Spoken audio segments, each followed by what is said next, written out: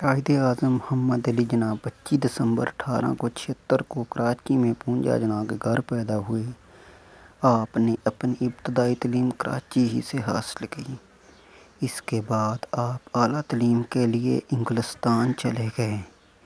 اسی دوران آپ کے والد کا کاروبار تباہ ہو گیا۔ آپ انگلستان سے واپس آئے اور بمبئی میں وکالت شروع کر دی۔ اس کے بعد آپ نے ہندوستان کی آزادی کے لیے انڈین نیشنل کانگریس میں شمولیت اختیار کی۔ بہت جلد ہی آپ نے جان لیا کہ انڈین نیشنل کانگریس صرف اور صرف ہندوؤں کی جماعت ہے۔ اس کے بعد آپ نے آل انڈیا مسلم لیگ میں شمولیت اختیار کی اور مسلمانوں کے لیے علیحدہ وطن پاکستان کا مطالبہ کیا۔ آخر کار 14 اگست 1947 کو مسلمانوں کا علیحدہ وطن پاکستان وجود میں آ گیا اور آپ اس کے پہلے گورنر جنرل بنے۔